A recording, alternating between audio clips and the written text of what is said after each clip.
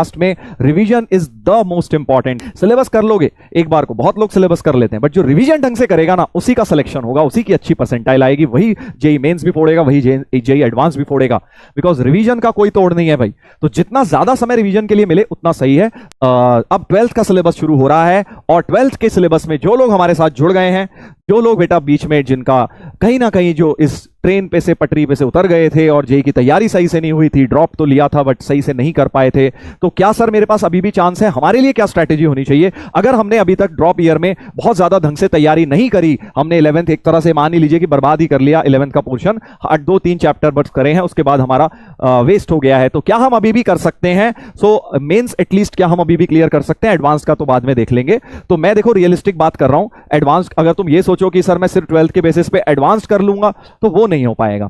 हाँ, ये जरूर कर सकते हो कि अभी मैं आपको एक स्ट्रेटेजी बता देता हूं जिससे आप मेंस एटलीस्ट कर लें, और आप फिर जब फर्स्ट मेंस हो जाएगा, सेकंड मेंस से पहले या एडवांस से पहले, तब आप बचे हुए चैप्टर्स को खत्म करके कोशिश कर सकते हैं एडवांस में भी करने की। तो बेटर स्ट्रेटेजी क्या होगी? जो बच्चों का अब बैकलॉग हो गया है और रीज्वाइन करे हैं, उनके लिए एक बार स्ट्रेटेजी बता देता हूं भाई कि आपको क्या करना है।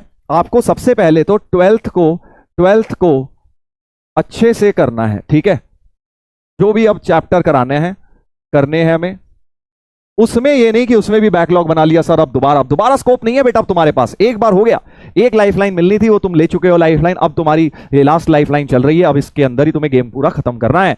तो सबसे पहले अब नया बैकलॉग कोई नहीं बनाना है, 12th को अच्छे से करना है, ठीक है? 12th का एनसीईआरटी वाला पार्ट रिवाइज करके बैठो पहले से, ज्यादा अच्छा रहेगा तुम लोगों के लिए। अगर स्कूल लेवल पे कुछ भी पढ़ा हुआ था तो 12th में वो रिवाइज करके बैठोगे, तुम्हें डेफिनेटली उसकी मदद मिलेगी। ये मत सोचना सर आप तो बेसिक से करा ही रहे हो, मैं काहे को रिवाइज करके बैठूं। तेरे से क्लास में ज्यादा क्वेश्चन सॉल्व होंगे, ठीक है? सो रिवाइज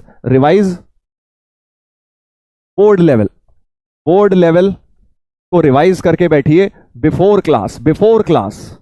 तो उससे दो फायदे होंगे, एक आपको समझ बहुत जल्दी आएगा, इजीली समझ पाओगे, दूसरा सवाल ज्यादा जल्दी तुमसे सॉल्व होंगे, पीवाईक्यूज पे तुम जल्दी पहुंच जाओगे। तीसरी बात, जो 11th के टॉपिक्स हैं, 11th के कुछ टॉपिक्स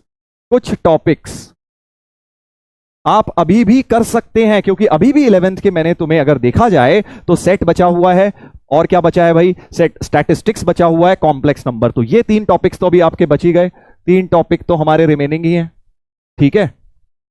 कौन कौन से? सेट, स्टैटिस्टिक्स और कॉम्प्लेक्स नंबर। उसके अलावा अगर आप 4 से 5 चैप्टर कर लें किसी तरह, जैसे कि मान लो इसमें से ये मान लेता हूं कि थोड़े बहुत तो तुमने कर भी लिए होंगे, जैसे बेसिक मैथ कर लिया होगा, quadratic, sequence series, PNC, binomial, इन 4-5 में से तुमने एटलीस्ट तुमने जो है अलजेब्रा के 2 भी कर लिए हो, तो बचे हुए 3-4 चैप्टर को किसी तरह बैकलॉग में अगले 3 महीने में आपको निपटाना है। हो सकता है दिवाली की छुट्टी में आपको मिल जाए, ठीक है? तो दिवाली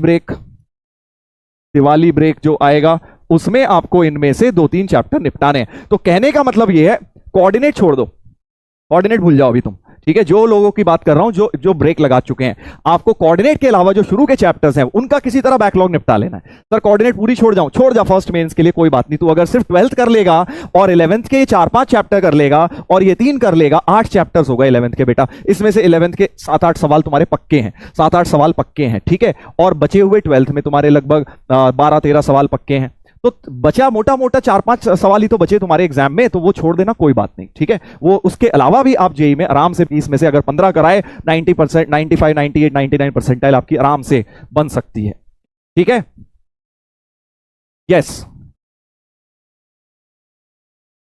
ठीक है सर। कोऑर्डिनेट थैंकफुली डन है, जिनकी कोऑर्डिनेट डन है तुम तो भाई बढ़िया फोड़ने वाले हो, तुम्हें बस रिवीजन पे फोकस करना है, ओके? तो ये आपको करनी है, ये स्ट्रैटेजी करनी है। जिन बच्चों का ब्रेक लग गया है उन्हें ये स्ट्रैटेजी फॉलो करनी है। 12th में अब तुम नहीं कर सकते बेटा आनाकानी, 12th में ये नहीं सर अब हमने 12th में भी बैकलॉग बना लिया, तो जल्दी से बेटा, जल्दी से वो लोग, हाँ जल्दी से वो प्रॉमिस करें सब लोग कि सर जो लोग नए आए हैं और जो पुराने भी हैं, ऑब्वियसली आपको तो बेटा कंटिन्यू ही रखना है, जैसे आप करते आए हो बस आपको करते रहना है। अगर आपकी गाड़ी नहीं अटकी बीच में तो आपने तो कंटिन्यू रखना है, गुड वर्क बस कंटिन्यू रखो। नंबर आ रहे हैं नहीं आ रहे कोई बात नहीं, आ जाएंगे धीरे धीरे, वो भी आ जाएंगे, बस अपना प्रोसेस ठीक रखो। जल्दी एक बार सब लोग प्रॉमिस कर दें कि सर अब हम एक नई जर्नी अपनी शुरू हो रही है। सभी लोगों का रीसेट बटन दब गया है, कोई जो पहले से जिनका बैकलॉग नहीं बना, ये नहीं कि बहुत ज्यादा खुश हो गए और अब पता चला गड़बड़ कर ली, आप भी अपना स्कोर 0 कर लीजिए, मान लीजिए कि हाँ जहां तक जो तक हुआ है ठीक है, अब हम नए सिरे से शुरू करेंगे, नए सिरे से शुरू करेंगे। यस सर, प्रॉमिस, शाबाश, प्रॉमिस। ट्वेल्थ बढ़िया से करूंगा मैं, ये बिल्कुल प्रॉमिस कर ले बेटा। इसके दो तीन कारण हैं, अच्छी तरह ट्वेल्थ हो जाएगी तुम्हारी। एक तो तुमने स्कूल लेवल में सबने ट्वेल्थ की तो पढ़ाई करी होती है, ठीक है। ट्वेल्थ रिलेटिवली आसान भी है। सेकंड पॉइंट है कि भाई 11th वाले मैथ से ट्वेल्थ आपको रिलेटिवली आसान लगेगी, ये फैक्ट है। तुम्हें शायद अभी बोलोगे नहीं सर कैलकुलस तो बड़ा मुश्किल होता है। 11th भी तो बहुत मुश्किल लगती थी, अब 11th को देख आराम से कर लेता है ना तो 11th के क्वेश्चन। अब कैलकुलस के तो और आराम से करेगा, और आराम से करेगा जब जेई लेवल की हम पढ़ लेंगे, ठीक है। तो ट्वेल्थ आपको रिलेटिवली आसान लगने वाली है, ये बात में तो कोई दो राय नहीं है। बोर्ड में तुम पढ़ चुके हो, ठीक है, तो इसीलिए ट्वेल्थ तुम्हारी रिलेटिवली आसान चलेगी। बस तुम्हें कंटिन्यूएशन में करना है, काम करना है बेटा, लगे रहना है, बस मेहनत करनी है। यस यस सर, ट्वेल्थ ढंग से करूंगा।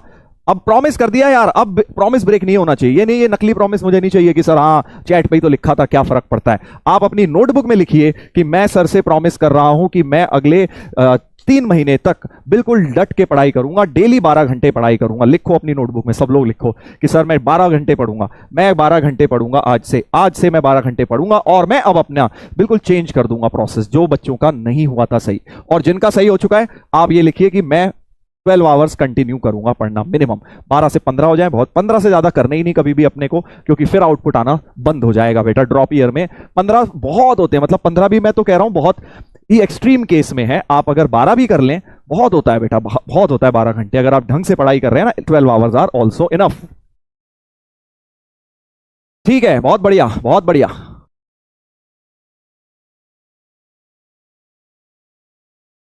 यस मैं तो सर पहले से पढ़ता हूं। हाँ तू पहले से पढ़ता है तो बस तूने कंटिन्यू रखना है बेटा, कुछ चेंज नहीं करना, कुछ चेंज नहीं करना है, ठीक है। तो मैंने अब आपको सारी स्ट्रेटेजी बता दी है।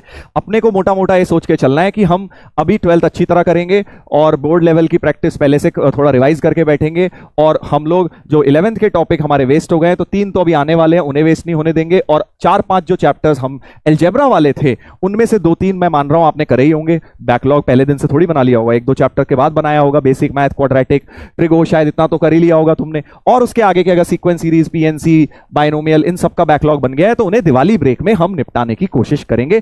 और इतने 11th के चैप्टर प्लस 12th के चैप्टर के साथ फर्स्ट जेई अटेम्प्ट को बढ़िया करने की कोशिश करेंगे। और फिर उसके बाद 3 महीने मिलेंगे तब हम बचे हुए चैप्टर्स और एडवांस लेवल को बढ़िया से करेंगे। That is the strategy. Okay चलिए।